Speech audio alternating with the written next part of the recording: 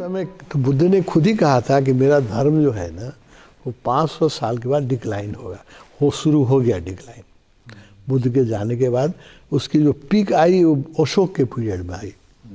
अशोक जो था वो बुद्ध का भिक्षु था पूर्व जन्म में। बुद्ध और अशोक के बीच में 250 साल का डिफरेंस है। बुद्ध का भिक्षु था, पुण्य से राजा हुआ। राजा हुआ तो वो भी ऐसा था, वो राजा का बड़ा लड़का नहीं था। राजकुमार तो बड़ा लड़का राजा होता है। प्रतापी था, हिम्मती था, बहुत युद्ध जीतता था, क्योंकि पूर्व जन्म का सन्यासी था, बुद्ध का भिक्षु था, है ना। तो उसने क्या किया, अपने जितने बड़े भाई थे सबको मार दिया। पटना में अगम कुआं है एक, आप लोग गए हैं? अगम कुआं में उसने अपने भाइयों को मार मार के कुएं में फेंक दिया। अभी भी उस कुएं में जाने में लोग डरते हैं। पटना में हम लोग गए हुए हैं, वहाँ एक कुआं है अगम कुआं। उसमें अशोक ने अपने सारे, क्योंकि उस समय तो राजाओं के कई पत्नियां होती थी, तो उसके कई भाई, वो सबसे छोटा भाई था, उसके ऊपर कई भाई थे, है ना, 12, 15, 25, सबको काट के फेंक दिया उस कुएं में, तब राजा बना। इतना प्रचंड अशोक, उसका नाम ही था प्रचंड अशोक। इतना प्रचंड था, इतना शक्तिशाली था, सब देशों को जीता उसने, सब ये किया। तो अशोक के समय बुद्ध धर्म जो था पीक पर गया। कि बाद में जो बुद्ध ले लिया, डिटेल में हम नहीं जाएंगे। जब बाद में तो बुद्ध भिक्षु बन गया, शांति का हो गया, तो उसने बुद्ध धर्म को फैलाया। आज जो बुद्ध धर्म है अशोक के कारण है। अगर अशोक बुद्ध यहाँ अशोक स्तंभ नहीं बनाया होता तो कपिल वस्तु कहाँ थी, सब विवाद ही चलता रहता। कहाँ बुद्ध का जन्म हुआ, कहाँ, है ना। सब जगह उसने 100 जगह स्तंभ बनाया, 100 जगह वो बनाया, स्तूपा बनाया। नेपाल में पाटन में भी उसका बनाया हुआ स्तूपा है। बुद्ध के स्तूप पर 100 स्तूपा बनाया। और अपने लड़के को, लड़की को बुद्ध बोधि वृक्ष लेकर के श्रीलंका भेजा प्रचार करने के लिए। आनंद और महेंद्र और संघमित्रा को, और पूरा श्रीलंका वो लोग ने, तो बर्मा, श्रीलंका, वो अफगानिस्तान से लेकर के जापान तक उसने भेजा लोगों। तो बुद्ध धर्म पीक पर गया अशोक के टाइम में। अब क्या हुआ, राजा जो है वो बुद्ध धर्म को मानते हैं और बुद्ध भिक्षुओं को आदर करते हैं और खाना पीना रहने की सब व्यवस्था करते हैं, और राजा भी बुद्ध भिक्षु को पैर छूते हैं। सब लोग भिक्षु बनने लगे। जैसे सन्यासी बनना आसान है ना, कोई भी माला ले लो सन्यासी बन जाओ, तो वैसे ही हो गया। कोई भिक्षु बनने पर तो राजा भी इतना सम्मान देते हैं, खाना पीना रहना सब व्यवस्था फ्री हो जाता है ना। तो गलत लोग भिक्षु बनने लग गए, जिनको कुछ लेना देना नहीं था। क्योंकि भिक्षु बनते ही उनको मोनेस्ट्री में रहने का, खाने का, सम्मान, इज्जत, सब लोग उनकी इज्जत करने लगे, पैसा भी माने उनको अच्छा से रहने लगा। तो अशोक के चलते गलत लोग बुद्ध धर्म में बहुत हो गए। तो अशोक के जाने के बाद बुद्ध धर्म का डिक्लाइन शुरू हुआ। अशोक जब तक रहा तब तक तो संभाला। तो 250-300 साल ही बात, 500 साल जो बुद्ध ने कहा था वही हुआ। 500 साल होते होते बुद्ध धर्म डिक्लाइन करने लगा। फिर शंकराचार्य आए। शंकराचार्य भी बहुत प्रतापी, तो उन्होंने देखा कि बुद्ध धर्म भी डिक्लाइन कर रहा है, इसमें ये आ गया है।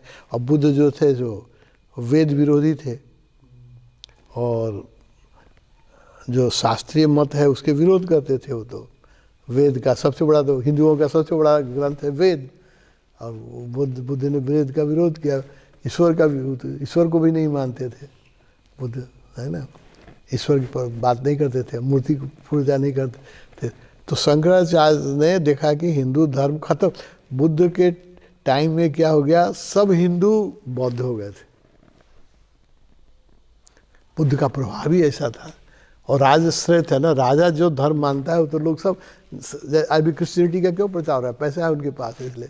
तो जो धनी होता है तो राजा का आशीर्वाद प्राप्त था, तो सब लोग भिक्षु बनने लगे। सब गलत लोग भिक्षु बन गए जो उनको कुछ धर्म से लेना देना नहीं था। तो बुद्ध धर्म पर डिक्लाइनिंग, तो उसने, शंकराचार्य ने देखा कि हिंदू जो सनातन धर्म है, जो वैदिक धर्म है, उपनिषद का धर्म है, वो इसमें भी तो बहुत अच्छा है, पूरा डिक्लाइन हो गया। उसको जीवित कर किया उन्होंने।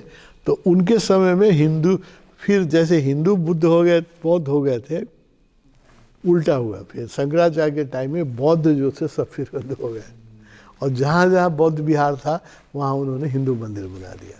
शिवलिंग खड़ा, हाँ, शिवलिंग रख के वो तो शिव के उपासक थे, शिवलिंग रखा।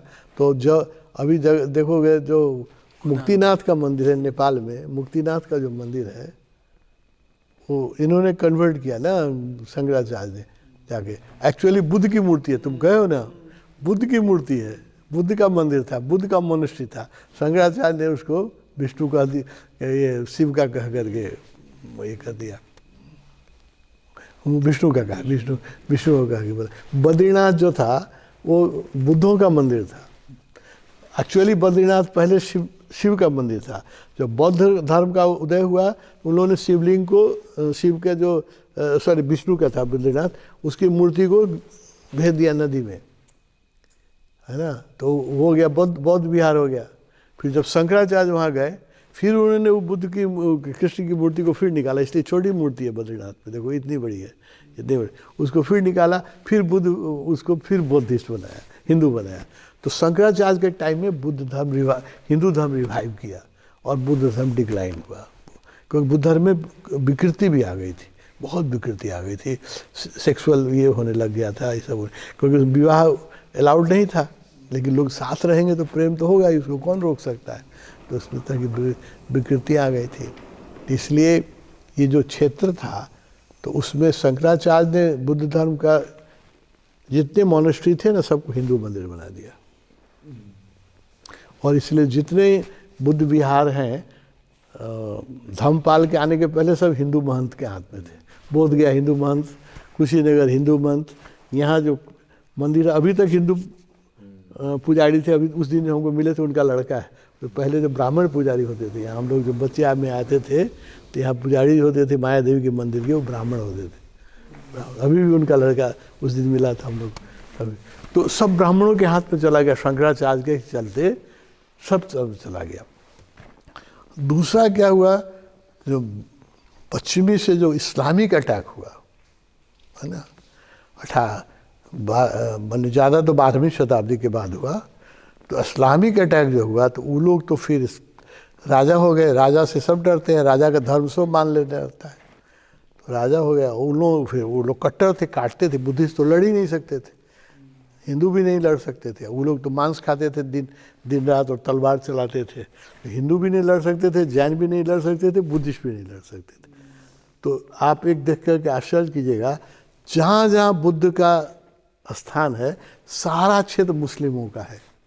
चाहे आप लुम्बी देखिए या सारनाथ देखिए या वैशाली देखिए या बोधगया देखिए, वो सब कन्वर्टेड मुस्लिम है, सब बुद्ध भिक्षु थे। लड़ नहीं सकते, तलवार लेके आएगा, ओ चलो भाई ले दो। तो जितने यहाँ देख रहे हैं ना आप मुस्लिम, वो सब कन्वर्टेड मुस्लिम है, सब लोग बुद्धिस्ट थे। और मुझे देख के आश्चर्य हुआ, मैं जहाँ जहाँ गया हूँ, वैशाली में जो स्तूपा है, शांति स्तूपा, जो बुद्ध की अस्तु रख करके जो बनाया गया स्तूपा है, जैसे यहाँ है कुशीनगर में, उस स्तूपा के ऊपर एक मुसलमान फकीर का मजार बना दिया है, उसके ऊपर, और पूरा एरिया। तो ये जो जहाँ जहाँ बुद्ध का काम था वो बेल्ट में आप देखिए, कपिल वस्तु में जाइए, चारों तरफ मुसलमान देख रहे हैं ना, कहीं भी जाइए आप, बुद्ध तीर्थ में जाइएगा, सब कन्वर्टेड मुस्लिम है। तो ताकत से होता रहा था, ताकत जिसके पास थी होता था, जिसके पास। तो इसलिए वो डिक्लाइन हुआ है ना। तुम जो पूछे हो ना, ये क्षेत्र 5वीं शताब्दी तक नहीं, समझो कि 8वीं और 10वीं शताब्दी तक शंकराचार्य के बाद भी था। लेकिन जो पश्चिमी अटैक हुआ, इस्लामिक अटैक जो हुआ, उसमें सब जला दिया गया। तो सारे बिहार जलाए हुए हैं। तुम देखोगे ठीक से तो ईटा में अभी तक काला दाग कुशीनगर में है, सब तोड़ दिए गए। और हिंदुओं की एक धारणा क्या थी कि मूर्ति, खंडित मूर्ति की पूजा नहीं होगी। तो ये लोग क्या करते थे कि नाक तोड़ दिया। नाक तोड़ना तो बड़ा आसान है, एक हथौड़ी मारोगे ना, पूरी मूर्ति तोड़ना मुश्किल है, नाक तो तोड़ गया। तो नाक तोड़ देगा तो हिंदू पूजा नहीं करेंगे। यहाँ जो माया देवी का मंदिर है, देखोगे वो जो पूरी मूर्ति काटी हुई है तलवार से, आधा खंडित है ना, देखते हैं पूरा मूर्ति नहीं है। तो वो लोग क्या करता था कि काट देता था कि अब हिंदू पूजा ही नहीं करेगा, बुद्धिस्ट पूजा ही नहीं करेगा, जो खंडित मूर्ति की पूजा नहीं करने का विधान है हिंदू में, अभी भी है। तो यहाँ पे आप जाइएगा अगर इंडिया में, तो हर जगह आपको खंडित मूर्तियाँ मिलेंगी। मध्य प्रदेश जाइए, सब जगह। अब ज़्यादा तोड़ने की जरूरत नहीं है, ज़्यादा तोड़ने में मेहनत हुआ तो सिर्फ नाक तोड़ देते, एक हथौड़ा मारा नाक टूट गया, हिंदू पूजा ही नहीं करेगा, मूर्ति खत्म हो जाएगा, है ना। तो इस तरह से डिक्लाइन हुआ। तो कोई भी धर्म ऐसा ही हुआ, इसमें किसी का दोष नहीं है, दुनिया का नियम ही ऐसा है, कोई धर्म उठता है फिर डिक्लाइन होता है। बुद्ध ने ही कहा ना, अनित्य है, परमानेंसी किसी चीज़ की है ही नहीं, बुद्ध ने अपने ही कहा है। तो एक समय था जब ये पूरा क्षेत्र, ये इसलिए नहीं यहाँ मंदिर बना है बुद्ध का, ये पूरा क्षेत्र बौद्ध क्षेत्र था, सब जगह मंदिर थे, सब जगह भिक्षु रहते थे, सब जगह मठ थे। अब यहाँ कितने इनलाइटेन लोग रहे थे, कितना क्या था, वो तो ध्यान करोगे तो तुमको पता चलेगा क्यों यहाँ मंदिर बना है। यहाँ से लेके पूरा क्षेत्र ही बौद्ध क्षेत्र था, तीर्थ था, अभी भी है। अभी भी खुदाई होती है तो निकलता है ना, अभी कितना वो अगल बगल जहाँ खुदाई हुई है, यहाँ से लेकर के वहाँ तक बुद्ध के जो ननिहाल है देवदत्त तक, देवदत्त में भी खुदाई नहीं हुई, जहाँ भी खुदाई होती है वहाँ कुछ मिलता है। तो ये सब पूरा क्षेत्र ही बुद्धमय था।